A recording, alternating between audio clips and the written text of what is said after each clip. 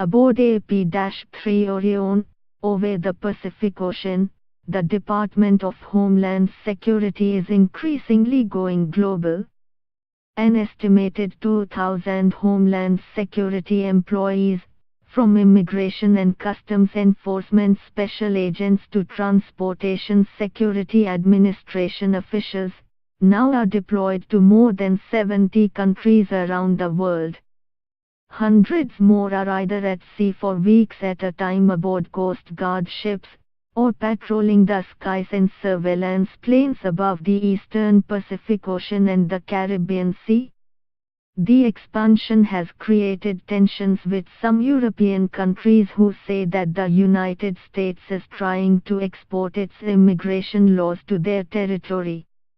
But other allies agree with the United States' argument that its longer reach strengthens international security while preventing a terrorist attack, drug shipment, or human smuggling ring from reaching U.S. soil. Many threats to the homeland begin overseas, and that's where we need to be, said James Nealon, the department's Assistant Secretary for International Engagement. A surveillance mission earlier this month with Homeland Security agents in drug transit zones near South America highlights the department's efforts to push out the border. Just after takeoff from a Costa Rican airfield, a crew of agents aboard a Customs and Border Protection surveillance plane began tracking a low-flying aircraft that appeared to be headed south toward Ecuador.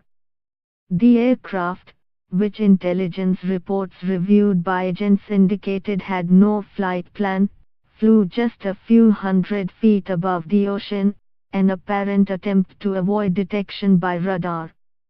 When they are flying that low, they are probably up to no good, said Timothy Flynn, a senior detection agent, watching the plane on a radar screen.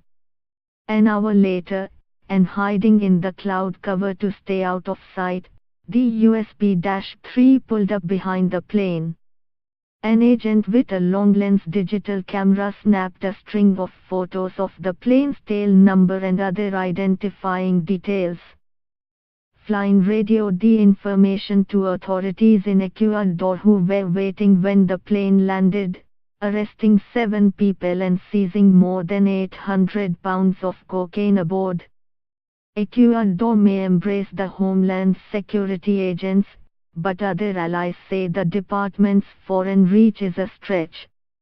In Germany, some lawmakers have questioned the department's counter-terrorism immigration advisory program, where travelers at foreign airports are investigated and sometimes interviewed by plainclothes Customs and Border Protection officers before they are allowed to board flights to the United States. Those U.S. officers can recommend that airlines deny boarding to foreign passengers.